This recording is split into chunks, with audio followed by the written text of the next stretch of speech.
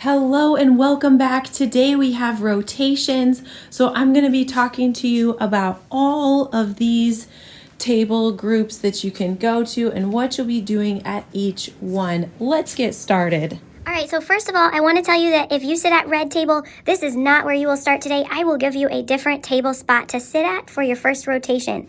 This table is going to be for those of us who need to finish things. We're going to start here, and then we will jump into rotations when we're done with stuff we need to finish. And then over here at yellow-green table, you will be having a beach day where you can make sandcastles, you can play with some shells, and then when it is time to rotate, you'll pack up all your toys, push in your chair, and come over here to green table. At green table, we have a bunch of stencils, and we also have gel pens. So you can look through the stencils, try to look through carefully. See how this one is caught on the one below it, and if I pull on it, it's going to possibly tear it. So I need to gently take those apart so that I can see all of those stencils. I think I want to try this shark. So I'm going to grab a piece of paper, and I need to make sure I write what on my paper. If you said name and class code, you are correct. I need to make sure to write that. Otherwise, at the end of class, I might have lost my paper or forgot it at a table, and I might not be able to find it. And if we have our name on it, it's going to make it a lot easier. So you just hold these still and trace the shapes. Sometimes it can be a little bit tricky. But if it gets off a little bit, just move it back. And you don't need to color in, but you can if you want to. And you can even use the back of your paper.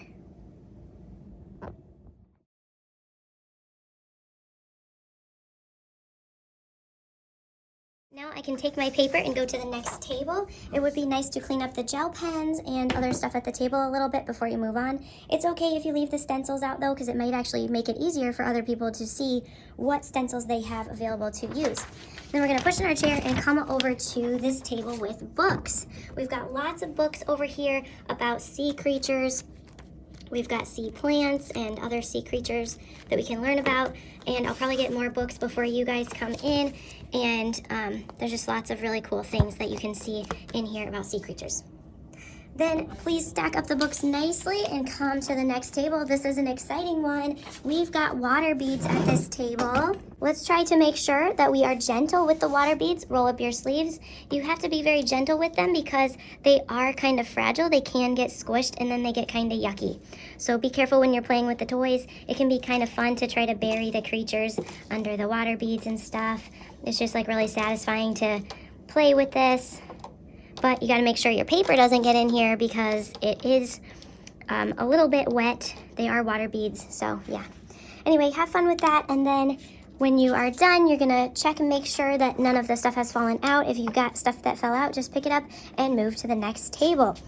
At this table, I have a dress that I'm going to be wearing to the art show, and I am hoping to have all of your help decorating it. We've got all these wonderful fabric markers. We've got some test papers here so you can test to make sure that the marker is working before you start using it. Yep, that one's working, so I can use that on the dress. So what we need to do is pick a spot and decide what you're gonna draw. It just needs to be something small because we need space for all 400 students to draw something on here. And then I've got some cardboard underneath, so that when you color on this side of the dress, it doesn't go all the way through to the back. So you have to make sure that you are coloring on top of a piece of cardboard, and you can kind of feel where the edges are, and you can kind of see where the edges are too. But if you need a different spot, we can move the cardboard. Anyway, I think I'm gonna draw an octopus. So I think I wanna make an orange octopus. So I'm gonna choose a spot and draw that.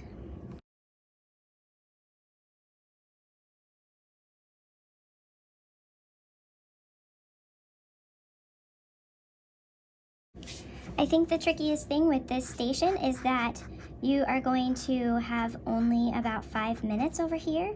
So when you're over here and the timer goes off, you're gonna have to stop coloring, stop working as soon as the timer goes off, and you're gonna need to move on to the next station. So if I leave this undone, someone else could come over, and if they don't know what to draw, they could just spend their 5 minutes coloring in my work and adding onto it.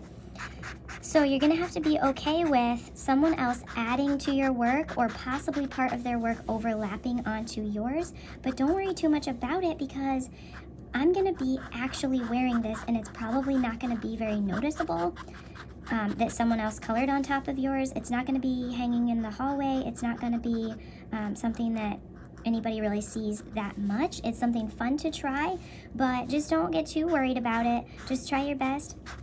Also, the other thing that's tricky with this is that you have to hold the fabric still because the fabric wants to bunch up while you're trying to color, which is really tricky. So you can kind of put your fingers around the fabric like this to hold it down while you're coloring so that it doesn't move. Let's make sure we put the lids on those markers, and then we are going to head over to the last station, which is stamping. When you get here, you're going to grab a paper, put your name and class code on your paper. I'm realizing that I left my paper behind from the stencils, so I will need to go back and get that. But basically, you can just take the stamps and you're going to use the colors that are available, and you need to put it on the stamp pad. Notice that it did not cover the entire turtle, so I need to try pressing that again, move it around on the stamp pad until the whole thing is covered. And then I can put it on my paper and press. This might be a good station to stay standing up at so that you can stand over your paper and press. Yay!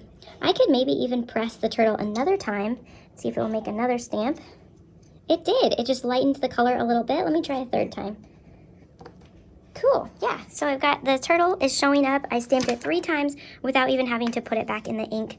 Now, the reason that I chose these colors is because they all mix together pretty well without making like a mucky brown or gray. So you can use any of these colors without washing the stamp off, and then you can re-stamp onto your same paper, and the colors should mix together pretty nicely. Oops, I didn't moss the head. Line it up again and press over there. There we go. Now I got my whole stamp on there. When you're done, you just put the stamps back in. We don't need to clean them. And then take your paper with you if you're going to Kinetic Sand next. And that's the end. Bye. Have fun today.